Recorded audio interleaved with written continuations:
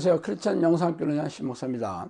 오늘은 귀신들로 가득 찬 세상에서 안전하게 사는 비책이라는 제목을 한번 생각해 볼게요. 제가 오늘 말씀드린 동영상의 제목을 들은 느낌이 어떠세요? 혹세무민이라는 말로 사람들의 관심을 얻으려고 몸부림치는 모습이 떠오르십니까? 아니면 무당이 목사의 탈을 쓴 기이하고 섬뜩한 느낌이 드세요? 물론 어떤 생각이든지 여러분의 자유겠죠. 그러나 예수님께서 이런 말씀을 했다면 당신의 생각이 확 달라지면서 두려움과 공포가 물밀듯이 밀려오겠죠. 그래서 오늘은 그 얘기를 좀 하고 싶습니다. 우리의 씨름은 혈과 육을 상대하는 것이 아니요 통치자들과 권세들과 이 어둠의 세상 주관자들과 하늘에 있는 악의 영들을 상대함이라. 에베소 6장 12절이죠. 이는 예수께서 이미 그에게 이르시기를 더러운 귀신아 그 사람에게서 나오라 하셨습니다. 이에 물으시되 내 이름이 무엇이냐 이르되 내 이름이 군대니라. 군대니 우리가 많음이니라 하고 마가복음 5장 8, 9절입니다. 현대 교회 설교에서는 거의 들어볼 수는 없지만 성경에는 사탄과 귀신에 대한 얘기가 적지 않아요. 사탄은 세상의 왕이라고 불리며 놀라운 권세를 가지고 통치하고 있으며 하나님의 자녀들은 악한 영들과 피 터지게 싸워 이겨야 한다고 명령하고 있죠. 그러나 영적 세계와 영적 존재에 대해 무지몽매한 우리네 교회 지도자들과 교인들은 성경 말씀을 읽으면서 옛날 이야기 읽는 것처럼 두루뭉술하게 넘어가고 있어요.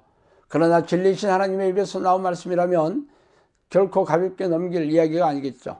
사탄과 귀신의 존재와 공격이 무지하다면 이미 그들의 포로로 잡혀 영혼과 생명을 도륙당하고 있다고 보면 틀림이 없어요. 참 안타깝게도 그게 사실입니다. 그래서 우리네 교회 지도자들과 교인들은 무능하고 무기력한 믿음으로 고단하고 팍팍하게 살고 있는 이들이 널려 있어요. 그러나 손바닥으로 하늘을 가리고 교회 마당을 밟으면서 천국행을 기정사실하고 있으니 기가 막힌 일입니다. 예수님께서 귀신에게 이름을 물어보았더니 귀신들은 이름이 아니라 자신들의 많은 숫자를 말하고 있죠.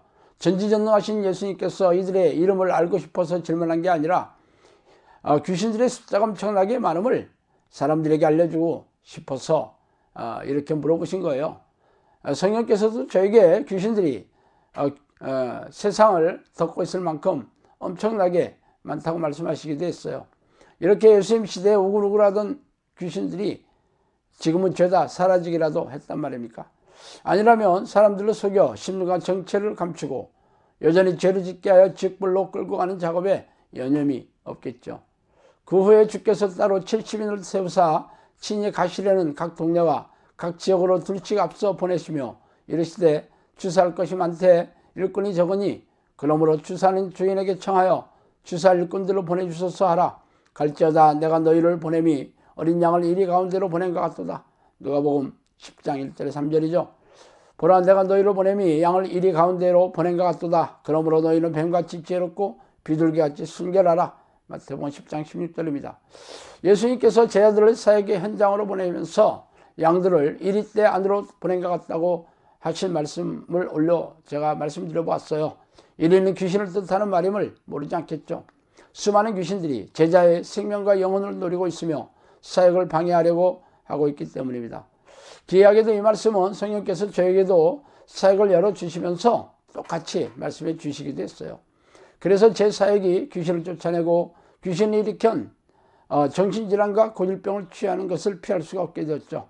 그렇다면 어떻게 해야 귀신들과 싸워 이길 수 있겠습니까? 이 구절에서 예수님은 제자들에게 악한 영들과 싸워 이기는 두 가지의 비책을 말씀하고 계시죠. 그 하나가 바로 비둘기같이 순결하라는 것이에요. 순결하다는 것은 죄를 멀리하여 깨끗한 상태를 말하죠. 악한 영들이 공격하는 빌미는 바로 죄입니다. 하나님은 죄를 미워하시며 죄인을 가까이 하실 수가 없기 때문이죠. 그래서 귀신들은 사람들에게 죄의 덫을 놓고 죄를 짓게 만들어서 자신의 포로로 삼아 생명과 영혼을 사냥하기 시작합니다. 그러므로 귀신들의 마수에서 벗어나려면 죄를 멀리하는 깨끗한 삶을 살아야 합니다. 그래서 예수님은 죄를 멀리하는 순결하고 거룩하게 살아야 한다고 명령하고 계십니다. 그러나 안타깝게도 우리네 교회에서 죄에 대한 가르침과 설교를 거의 들어볼 수가 없죠. 성경에서 말하는 죄는 하나님이 싫어하는 생각과 성품, 말과 행동을 총망라하고 있습니다. 말하자면 하나님처럼 거룩하게 살지 않는 게 죄라는 것이죠. 그러나 교인들은 어떻게 하나님처럼 거룩하게 살 수 있냐면서 죄와 싸울 생각은 하지 않고 죄를 회개하려 하지도 않습니다. 이는 미호경이 교회 지도자와 교인들의 머리를 타고 앉아 속에서 조종하고 있기 때문입니다. 그래서 죄를 밥 먹듯이 짓고 있지만 회개하여 돌이킬 생각조차 하고 있으니 섬뜩하고 기이한 일입니다. 두 번째로 귀신을 물리친 비책은 뱀같이 지혜로우라고 명령하고 계세요. 악한 영의 상징적인 동물인 뱀을 비유로 든 것이 좀 기이하긴 하지만 어쨌든 뱀은 무척이나 지혜로운 동물인 것은 사실입니다.